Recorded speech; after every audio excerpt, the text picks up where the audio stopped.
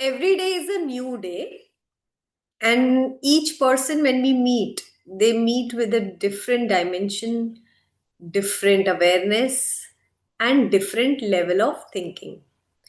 हर दिन कुछ नया सिखाता है, हर दिन कुछ नया अ, प्रतीत होता है। और जब हम नए लोग जब पुराने लोगों से मिलते भी हैं जो हमारी जिंदगी का रोज का हिस्सा है, हर दिन हमें उनका कुछ नया पहलू समझ में आता है, या उनकी उस अवेयरनेस को समझाता है कि वो क्या सोच रहे हैं, कैसे सोच रहे हैं, या वो क्या स्तर है।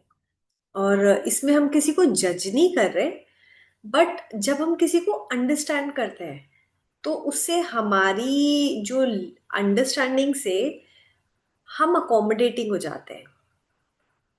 हम सामने वालों के लिए ओपन हार्टेड हो जाते हैं, हम ओपन माइंड नहीं होते, हम ओपन हार्टेड हो जाते हैं कि ठीक है, ऐसा होता है, उनके यहाँ वैसा चलता है।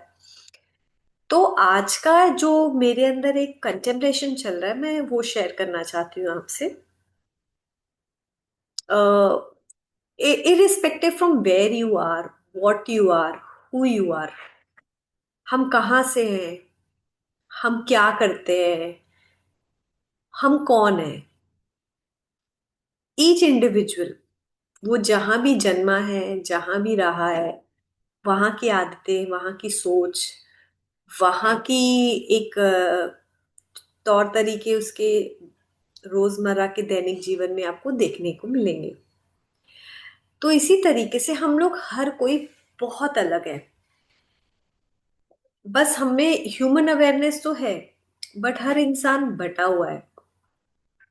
भले वो कोई भी पंथ का हो, कोई भी उम्र का हो, हमारे यहाँ ऐसे, हमारे यहाँ वैसे। बनारस में इस समय एक बहुत बड़ा पर्व चल रहा है और बहुत रश है हर जगह।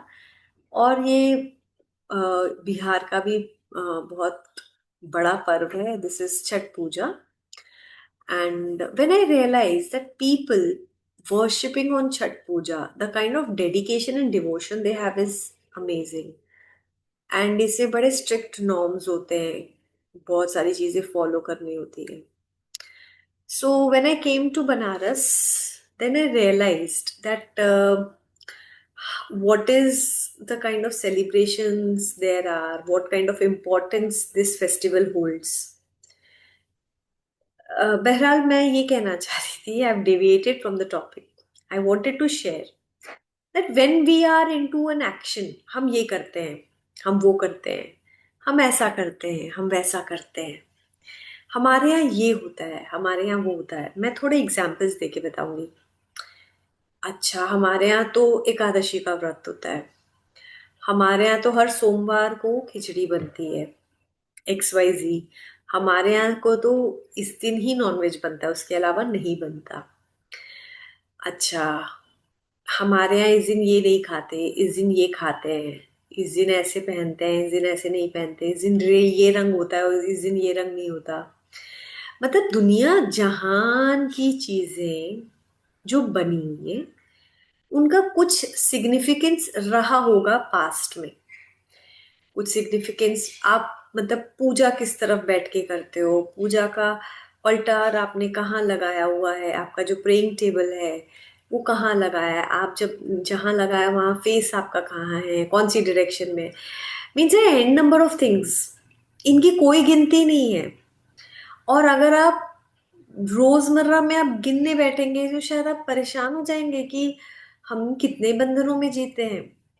आप मंडे से लेके सैटरडे तक का एक लिस्ट बनाइए, किस दिन आप क्या काम करते हो, किस दिन आप क्या रंग पहनते हो, किस दिन आप ये काम नहीं करते। बाल काटने से लेके, नहाने से लेके, तेल लगाने से लेके, मतलब बेसिक नेसेसिटीज जो आपकी हैं। और आपको लगेगा like my God, the list is endless. And take it for entire family. इस दिन हमारा कुकिंग में क्या होता है, चिल्ड्रन के साथ क्या होता है, हस्बैंड के साथ क्या है, वाइफ के साथ क्या है, बिजनेस में क्या है। So, what I'm trying to tell you that every time we are doing this and that, we are following all the norms as per our situations, conditionings and family circumstances. हम सारे जो बंधन है, conditionings जिसको कहते हैं, पूरा follow कर रहे हैं अपने परिवार के हिसाब से, जो हमारे संस्कार पड़े हुए हैं उनके हिसाब से, आसपास के माहौल के हिसाब से। And whatever it is, either you follow or either you don't follow. It will not make any difference at the time of death. आप इसे फॉलो करें या आप इसे ना फॉलो करें, हमारे मृत्यु के समय पे इन सब चीजों का कतरा मात्र भी इफेक्ट नहीं होगा। क्या हमारी डेथ इजी हो जाएगी? क्या हम इस इटर्नल लाइफ से बाहर आ पाएंगे? क्या हमारी इस लाइफ का जो पर्पस है उससे फुलफिल कर पाएंगे?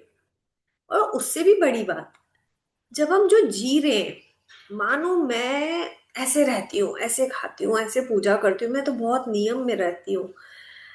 रहना दीजिए, आपके लिए ये बहुत अच्छी चीज है, पर यहाँ पे क्या हुआ, हमने एक एक्शन क्रिएट किया, अब एक्शन से हम अटैच हो गए। एक्शन से अटैच होने से हम में एक ईगो डेवलप हो गया, अहंकार का जन्म हो गया। हमें फ्री होना था ईगो से, कंडीशनिंग से, हमने डेवलप कर लिया। हमने दोस्ती भी कर ली और पक्की वाली दोस्ती कर ली। अब इसका परिणाम क्या है?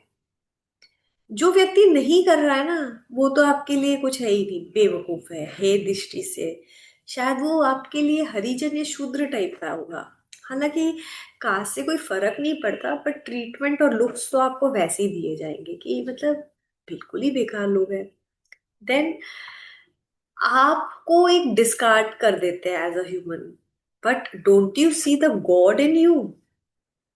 जिसको प्रसन्न करने के लिए आप इतने परपंच कर रहे हैं, जिस देवता को प्रसन्न करने के लिए उतने परपंच कर रहे हैं, क्या आपको वही देवता सामने वाले के हृदय में नहीं दिख रहा? तो एक तो आपने एंटी ह्यूमन काम कर दिया। किसी व्यक्ति के लिए आपने ऐसी फीलिंग रखी, भाव रखे। कहने से कुछ नहीं होता, भाव तो रखे। और हमारे जो ईश्वर है ना, वो रजिस्टर हो जाता है हमारी अवेयरनेस में कि ये व्यक्ति तो ऐसा सोचता है, ऐसे व्यवहार करता है।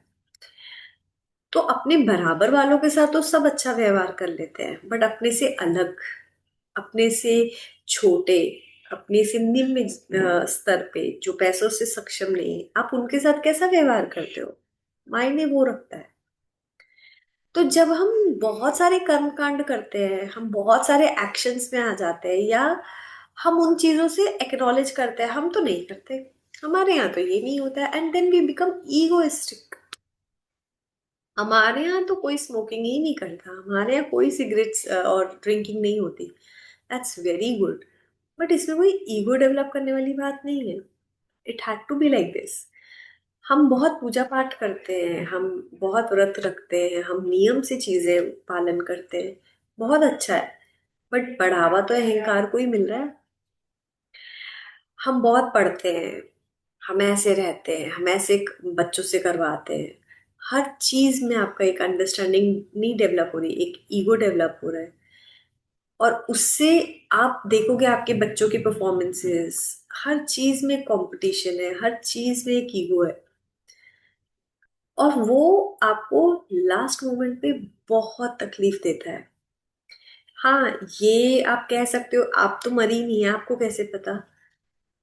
मैंने एक्सपीरियंस भी कभी नहीं किया, नियर डेथ एक्सपीरियंस, पर मेरी ये अंडरस्टैंडिंग है, जो मेरी स्पिरिचुअल अंडरस्टैंडिंग इतने स्क्रिप्चर्स इतने सुन के हुई, कि आपका जीवन कैसा भी हो, आपकी मृत्यु डिसाइड करती है कि आपका जीवन कैसा रहा। क्या आप पीसफुली जा पाए, या आप अस्पतालों में लटकते रहे, या आपकी देह में कीड़े लग गए। आपकी मृत्यु कैसे भी हो सकती है, कोई नहीं जानता, मैं भी नहीं जानती। पर हमारा जो जीवन बताएगा कि उस क्षण में हमने कैसे जिया। और ये जीवन हमें अपने आप को संवारने के लिए मिला है, हमारी चेतना को संवारने के लिए मिला है, अवेयरनेस को। और अवेयरनेस को हम डेवलप कैसे करें? हर क्षण अपने अंदर परखिए, आप क्या सोच रहे हो, सामने वाले के प्रति क्या आपके अंदर प्रेम भाव आ रहा है?